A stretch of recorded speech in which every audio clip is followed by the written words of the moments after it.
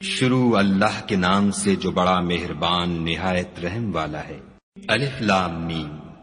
یہ کتاب قرآن مجید، اس میں کچھ شک نہیں کہ کلام خدا ہے، خدا سے ڈرنے والوں کی رہنما ہے، جو غیب پر ایمان لاتے اور آداب کے ساتھ نماز پڑھتے اور جو کچھ ہم نے ان کو عطا فرمایا ہے اس میں سے خرچ کرتے ہیں، اور جو کتاب اے محمد صلی اللہ علیہ وآلہ وسلم تم پر نازل ہوئی اور جو کتابیں تم سے پہلے پیغمبروں پر نازل ہوئیں سب پر ایمان لاتے اور آخرت کا یقین رکھتے ہیں، یہی لوگ اپنے پروردگار کی طرف سے ہدایت پر ہیں اور یہی نجات پانے والے ہیں۔ جو لوگ کافر ہیں انہیں تم نصیحت کرو یا نہ کرو ان کے لیے برابر ہے، وہ ایمان نہیں لانے کے۔ خدا نے ان کے دلوں اور کانوں پر مہر لگا رکھی ہے اور ان کی آنکھوں پر پردہ پڑا ہوا ہے اور ان کے لیے بڑا عذاب تیار ہے۔ اور بعض لوگ ایسے ہیں جو کہتے ہیں کہ ہم خدا پر اور روز آخرت پر ایمان رکھتے ہیں، حالانکہ وہ ایمان نہیں رکھتے۔ یہ اپنے پندار میں خدا کو اور مومنوں کو چکمہ دیتے ہیں، مگر حقیقت میں اپنے سوا کسی کو چکمہ نہیں دیتے اور اس سے بے خبر ہیں۔ ان کے دلوں میں کفر کا مرض تھا، خدا نے ان کا مرض اور زیادہ کر دیا اور ان کے جھوٹ بولنے کے سبب ان کو دکھ دینے والا عذاب ہوگا۔ اور جب ان سے کہا جاتا ہے کہ زمین میں فساد نہ ڈالو تو کہتے ہیں ہم تو اصلاح کرنے والے ہیں، دیکھو یہ بلا شبہ مفسد ہیں لیکن خبر نہیں رکھتے۔ اور جب ان سے کہا جاتا ہے کہ جس طرح اور لوگ ایمان لے آئے تم بھی ایمان لے آؤ تو کہتے ہیں بھلا جس طرح بے وقوف ایمان لے آئے ہیں اسی طرح ہم بھی ایمان لے آئیں، سن لو کہ یہی بے وقوف ہیں لیکن نہیں جانتے۔ اور یہ لوگ جب مومنوں سے ملتے ہیں تو کہتے ہیں کہ ہم ایمان لے آئے ہیں، اور جب اپنے شیطانوں میں جاتے ہیں تو ان سے کہتے ہیں کہ ہم تمہارے ساتھ ہیں، اور پیروان محمد صلی اللہ علیہ وآلہ وسلم سے تو ہم ہنسی کیا کرتے ہیں۔ ان منافقوں سے خدا ہنسی کرتا ہے اور انہیں مہلت دیے جاتا ہے کہ شرارت و سرکشی میں پڑے بہک رہے ہیں۔ یہ وہ لوگ ہیں جنہوں نے ہدایت چھوڑ کر گمراہی خریدی، تو نہ تو ان کی تجارت ہی نے کچھ نفع دیا اور نہ وہ ہدایت یاب ہی ہوئے۔ ان کی مثال اس شخص کی سی ہے جس نے شب تاریک میں آگ جلائی، جب آگ نے اس کے ارد گرد کی چیزیں روشن کی تو خدا نے ان لوگوں کی روشنی زائل کر دی اور ان کو اندھیروں میں چھوڑ دیا کہ کچھ نہیں دیکھتے۔ یہ بہرے ہیں، گونگے ہیں، اندھے ہیں کہ کسی طرح سیدھے رستے کی طرف لوٹ ہی نہیں سکتے۔ یا ان کی مثال مہ کسی ہے کہ آسمان سے برس رہا ہو اور اس میں اندھیرے پر اندھیرا چھا رہا ہو اور بادل گرج رہا ہو اور بجلی کوند رہی ہو، تو یہ کڑک سے ڈر کر موت کے خوف سے کانوں میں انگلیاں دے لیں، اور خدا کافروں کو ہر طرف سے گھیرے ہوئے ہے۔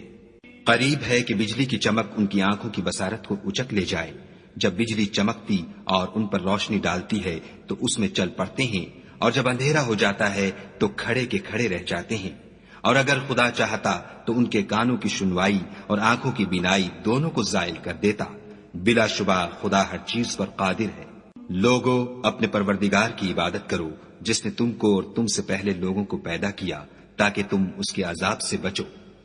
جس نے تمہارے لیے زمین کو بچھونا اور آسمان کو چھت بنایا اور آسمان سے میوہ برسا کر تمہارے کھانے کے لیے انواع و اقسام کے میوے پیدا کیے، بس کسی کو خدا کا ہمسر نہ بناؤ اور تم جانتے تو ہو۔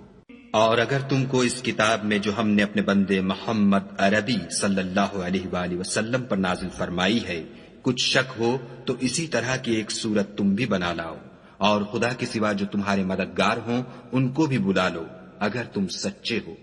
لیکن اگر ایسا نہ کر سکو اور ہرگز نہیں کر سکو گے تو اس آگ سے ڈرو جس کا ایندھن آدمی اور پتھر ہوں گے اور جو کافروں کے لیے تیار کی گئی ہے۔ اور جو لوگ ایمان لائے اور نیک عمل کرتے رہے ان کو خوشخبری سنا دو کہ ان کے لیے نعمت کے باغ ہیں جن کے نیچے نہریں بہ رہی ہیں، جب انہیں ان میں سے کسی قسم کا میوہ کھانے کو دیا جائے گا تو کہیں گے یہ تو وہی ہے جو ہم کو پہلے دیا گیا تھا، اور ان کو ایک دوسرے کے ہم شکل میوے دیے جائیں گے، اور وہاں ان کے لیے پاک بیویاں ہوں گی اور وہ بہشتوں میں ہمیشہ رہیں گے۔ خدا اس بات سے آر نہیں کرتا کہ مچھر یا اس سے بڑھ کر کسی چیز مثلاً مکھی مکڑی وغیرہ کی مثال بیان فرمائے۔